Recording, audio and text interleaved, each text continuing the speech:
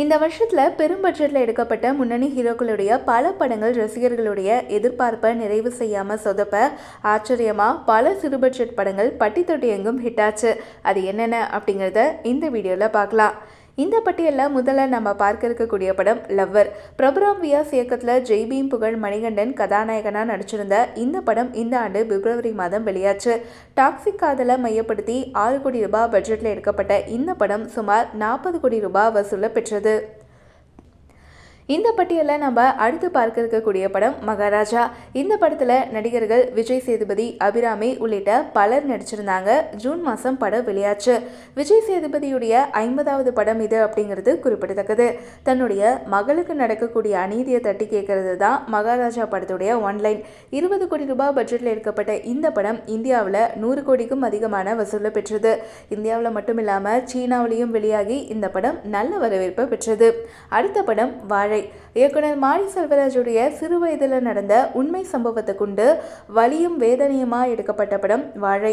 நடிகர்கள் கலையரசன், திவ்யா, நிகிலா விமல் உள்ளிட்ட பலர் நடிப்பில் வெளியான இந்த படம் வரவேற்பு பெற்ற அதே சமயம் சர்ச்சைகளையும் கிளப்பியது.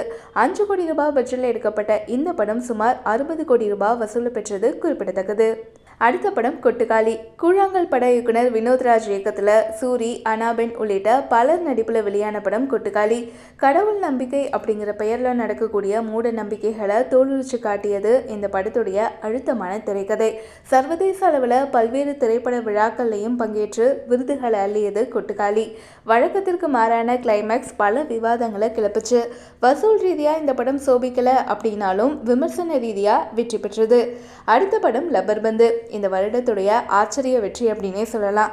நடிகர்கள் அட்டகத்தி தினேஷ், ஹரிஷ் கல்யாண் உள்ளிட்டோர் நடிப்பில் யதார்த்த ஸ்போர்ட்ஸ் டிராமாவா வெளியான இந்த படம் அதிரி புதிரி ஹிட். தமிழரசன் பச்சமுத்து இயக்கிய இந்த படம் 5 கோடி ரூபாய் பட்ஜெட்டில் எடுக்கப்பட்டு 45 கோடி ரூபாய் வரைக்கும் வசூலிச்சது. இந்த பட்டியலில் இறுதியாக இடம்பெற்றிருக்கக்கூடிய படம் ஜமா. கூத்து கலைஞர்களுடைய வாழ்வியலையும் அவர்களுடைய வழி, அவங்க வாழ்க்கைக்குள்ளே நடக்கக்கூடிய அரசியல் அப்படின்னு யதார்த்தத்துக்கு நெருக்கமாக காட்டிய படம் ஜமா.